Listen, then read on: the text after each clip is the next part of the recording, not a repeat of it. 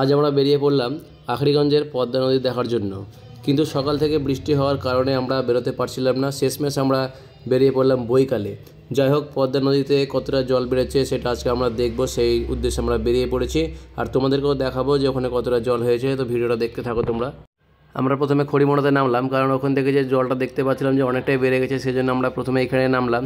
তো এখানে আমরা দেখতে পাচ্ছ কতজন এসেছে, যে আমরা একসঙ্গে সবাই টোটোতে করে আসলাম এখন। তো এখন দেখে নেবো এখানকার জল কতটা বেড়েছে। নিচে কাদা, আয় ও স্লিপ। আজ সকাল থেকে বৃষ্টি, যার কারণে এখানে গোটা ভিজে আছে আর পাটাও অনেক স্লিপ করছে। যাই হোক, আমি আস্তে আস্তে এখানে গেলাম, দেখতে পাচ্ছ এখানে কতটা জল একবারে সামনে চলে এসেছে। আগে এগুলো অনেক গভীর ছিল, এগুলো পুরোটাই চর ছিল। তো এখানে এখন পুরো একবারে জলে ভর্তি হয়ে গেছে। আর এই সামনেটাতে যেটা দেখাচ্ছি তোমাদেরকে, এখন এখানে একটা দোকান ছিল, ওখানে ওই পার যখন ঘাট পারাপার হতো তখন এখানে সবাই দাঁড়াতো।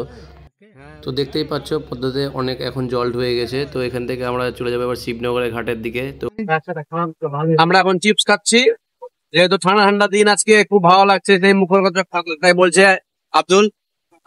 আমরা এখন যাচ্ছি শিবনগর। এখন আমরা ছিলাম আখরিগঞ্জে, আখরিগঞ্জ থেকে গিয়ে এখন আমরা যাবো শিবনগর মোড়ে। ওখানে অনেক বড় একটা জায়গা আছে, যেখানে অনেক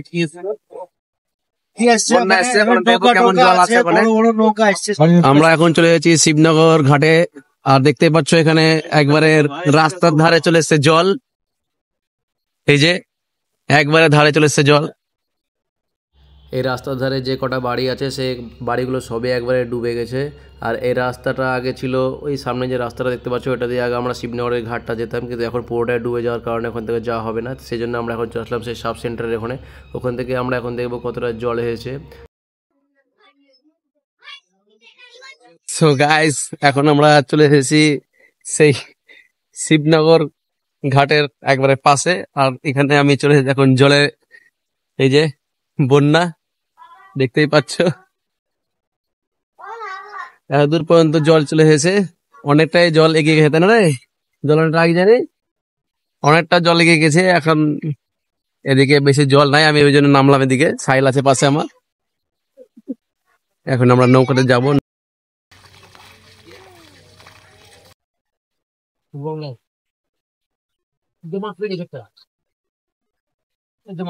মাছ মাছ একদম চটি থাকলো রে,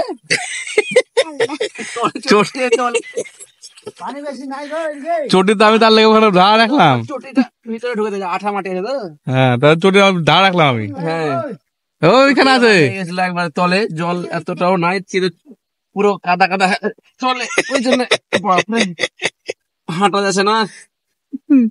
চটি ছেলে ও ইয়েস, এখন আমি আছি নৌকাতে, এখন আমি যাবো বাংলাদেশ। ড্রাইভার ড্রাইভার ড্রাইভার চাপ, এটা আমার ড্রাইভার, ড্রাইভার বাংলাদেশ যাবো। হ্যাঁ ড্রাইভার, ড্রাইভার আমার এখানে কয়েকটা নৌকা আছে সব, আর এখানে সব মাছ ধরার সব জাল টাল সব আছে। এখানে সব চোঙা নৌকাগুলো আছে। এদিকে সাবুল দাদারা সব ওইদিকে আছে, জনিদা মিম সব ওইদিকে আছে, ওরা দিকে আসেনি। এখানে যে সাব সেন্টারটা আছে ওখানে আছে। এই জালটা কি বলে? যাই হোক, আগে আমরা ওইদিকে যখন যেতাম, আমরা ওইটা দিয়ে শিবনগর যখন ঘাটটা যেতাম, ওই সাইডটাতে ছিল শিবনগর ঘাটটা। আর এটা পুরোটা একবারে উঁচু জায়গা ছিল, এগুলা পুরোটা এখন ডুবে গেছে। এই পর্যন্ত জল চলে এসছে। এর আগে এখানে জল আসেনি, এর আগে বলতে কয়েকদিন আগে ছিল না এখানে জল।